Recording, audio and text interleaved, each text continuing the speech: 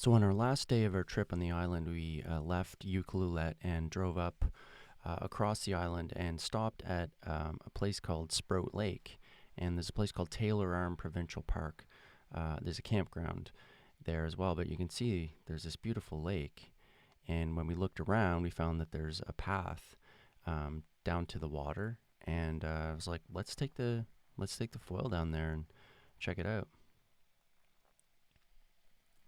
So it's about a 200-meter walk underneath the road, which was weird. But yeah, like it was a few routes and stuff, but it wasn't too hard to negotiate.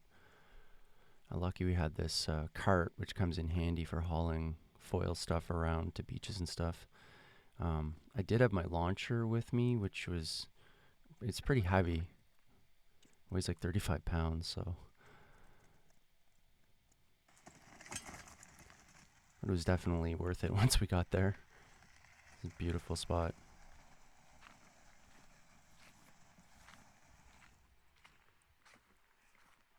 Oh, there.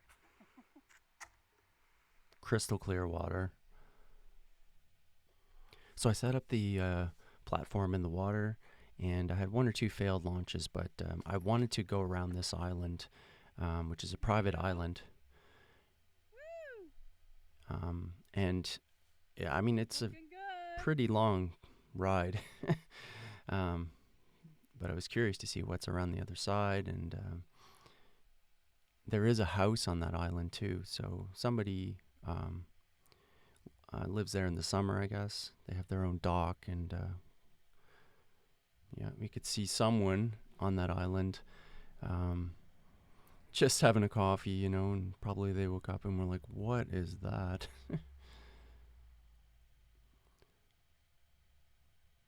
But yeah, so I took a rip around there. Water was nice and smooth, and really no wind or anything, so it was perfect conditions.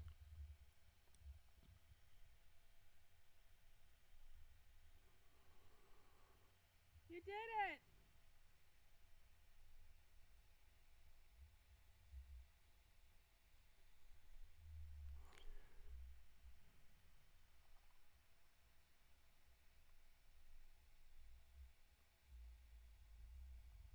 Oh my God, you did it. You circumnavigated the island. You did it in your first try. So there are a few other points of interest here too. There was what looked like I don't know, it was like a log or something, a couple 100 meters out, and it had this little tree growing off of it. And I've heard of this, but I never saw anything like this in the water. So it's like this huge log which has been submerged for years and years, and just the tip of it. I mean, it's so deep there. It's probably 40 feet deep or something. This huge log is just sticking up out of the water, just the very tip of it. And this little tree has sprouted on top of it and is growing on top of that log. So it's so cool. So I just wanted to go out and have a closer look. And it's so cool with the water being so clear. You can look right down and see it going all the way down into the depths. At least I'd say 25 feet you can see down, and then it gets kind of too murky. But you can see that cute little tree growing up out of this stump of a submerged log. Crazy. The other cool thing is right over there, there's a kind of a shallow shoal of granite that you can easily launch off of. So I did that a few times later, and it's nice and clear there too, and kind of shallow, maybe like 5 to 8 feet deep. So it's really neat seeing the bottom. Um, you know, all the stuff that's on the bottom. Like logs and rocks and stuff.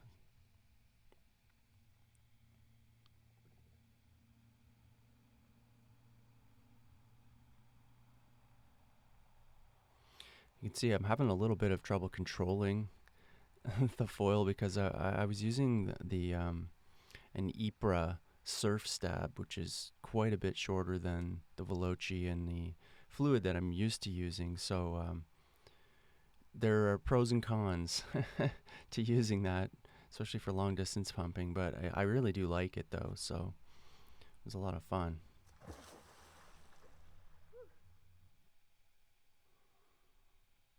Yeah, so like I said, I went over to that little shoal and was easily able to launch off of there. And in here, there was also another huge log, even bigger than the one further out, that was um, going down into the depths. And I wanted to take a closer look, and that was really cool. Like, huge log, and you could just see it going down into the depths. So I took a close run beside it just to have a closer look. It's crazy how deep this lake gets. I mean, it's, it's shallow for the first maybe 10 feet, most of this beach, and then it just goes straight down. I mean, it's not 45 degrees, but pretty close. So it's a perfect place to practice beach starts, which you'll see a little later.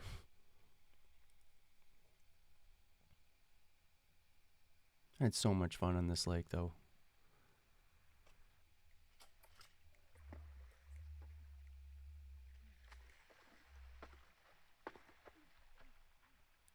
I can't believe that I recovered that. Good job.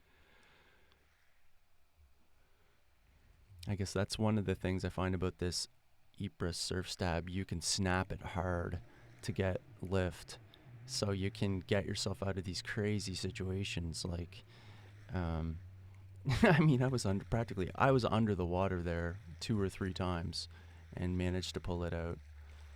It's super twitchy though. Like it's pretty hard to handle. But this water was pretty flat, so it made it a little bit easier. But yeah, so I wanted to take a close run to the island on this side too, and have a look at the rocks and things along that side. That was pretty cool too. A cool place to have a cottage. And same thing, it's like this rock that's just coming up out of the lake, and it's really steep. I mean, as soon as you leave the beach, it's like 5 feet deep immediately.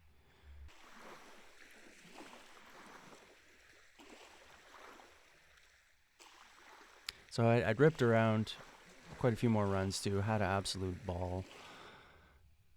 And then I went down further because I wanted to experiment with beach darts, which I've never tried before, really. And so I went down a little further, and I managed to get one. Kevin's going to do his very first recorded beach start. He just did his first beach start a second ago. There's no mountains. That was only good. So I wanted to see if I could get it on video to see what it looks like and what I'm doing.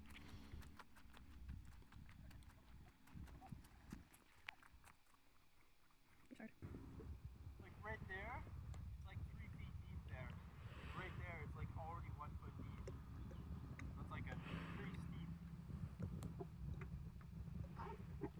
Yeah, there's like a shelf there. It's crazy.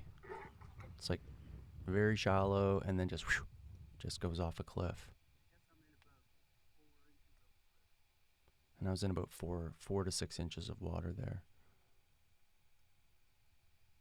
So this is my first try.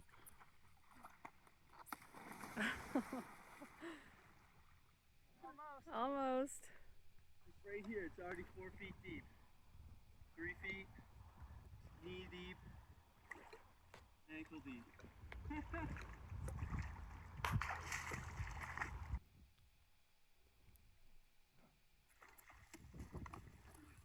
did it.